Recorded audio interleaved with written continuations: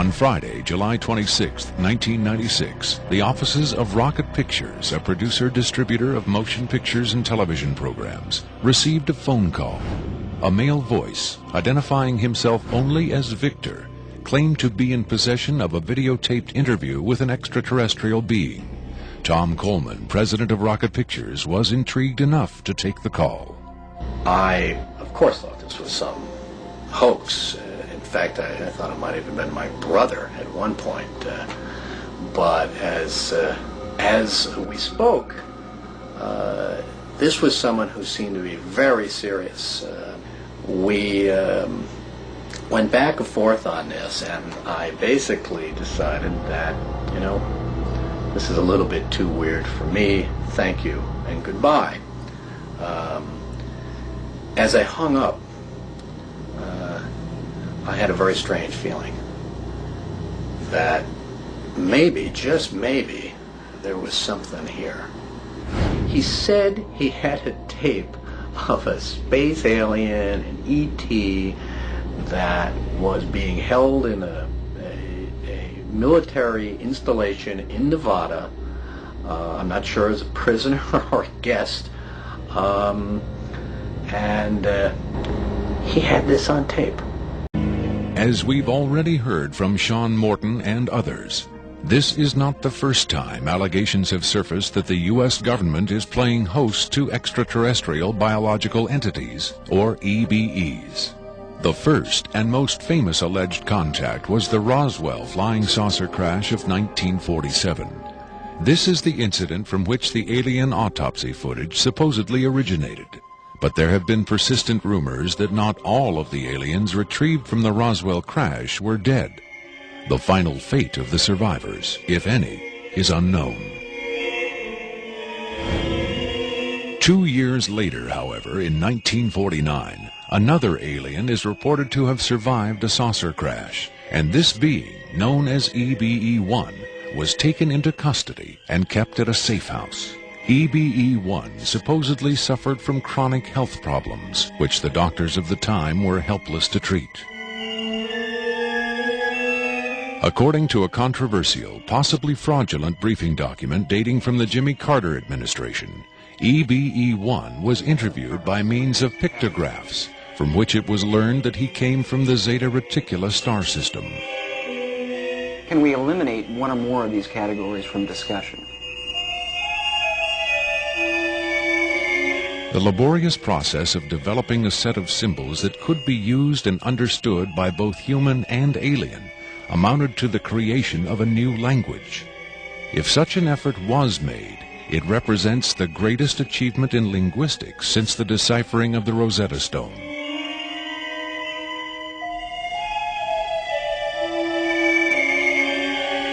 That such an achievement would be kept secret illustrates the hysterical paranoia of the time as the Cold War intensified under the threat of nuclear annihilation.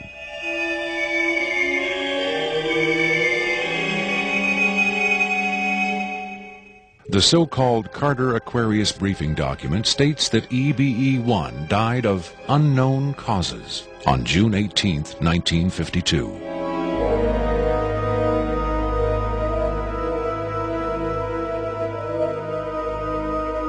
Skeptics who doubt the authenticity of the Carter-Aquarius document find it unbelievable that highly advanced alien beings would allow one of their own to die under the primitive medical care of a species that had barely begun to conquer its own diseases.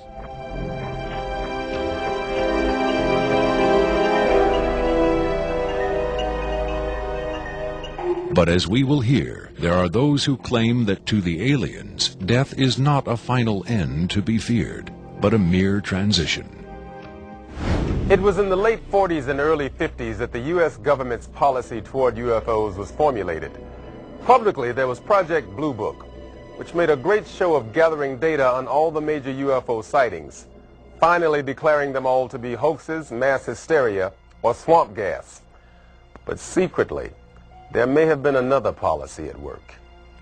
Over the years, several documents have come to light which seemingly confirm that a clandestine group, Operation Majestic 12 Group, aka MJ-12, was formed by special classified presidential order on September 24, 1947, for the express purpose of gathering information on UFOs and extraterrestrials, while at the same time keeping such information not only from unfriendly powers, but from the American public as well. If indeed Area 51 has become the nation's repository for alien technology and possibly alien visitors, then the extra-constitutional justifications for such secrecy were developed in the MJ-12 group's planning sessions. James B. Forrestal, Secretary of Defense under President Harry Truman, is widely accused of being the mastermind behind the creation of MJ-12. Once created, Majestic may have expanded its mandate beyond what Forrestal had intended. Whatever secrets Forrestal may have known concerning flying saucers and alien visitors, that knowledge died with him when in 1949 he mysteriously plunged to his death from a window at Bethesda Naval Hospital.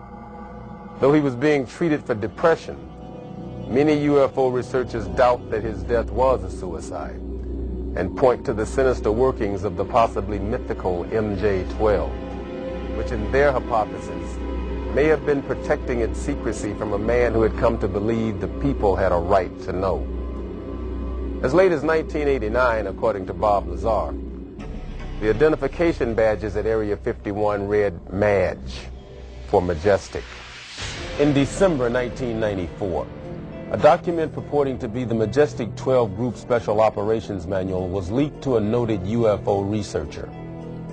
It contains the following directive under the heading Isolation and Custody. EBEs will be detained by whatever means are necessary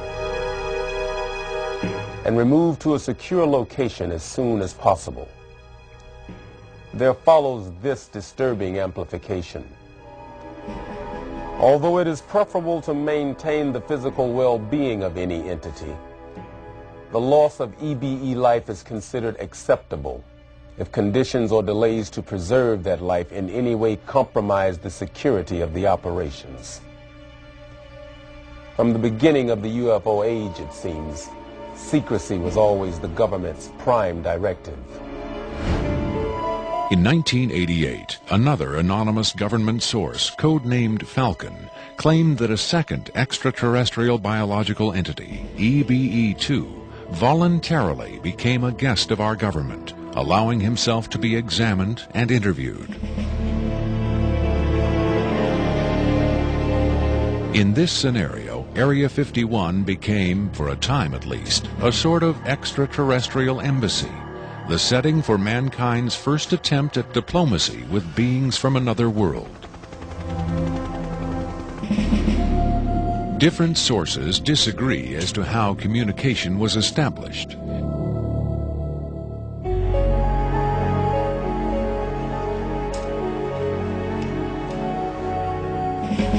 There is universal agreement that the EBEs are incapable or unwilling to speak human language. In addition to the pictographs used by EBE-1, it has been reported by Falcon that in the early 1950s, EBE-2 was fitted with some sort of artificial voice box, allowing him to speak words, and that he learned the English language very rapidly.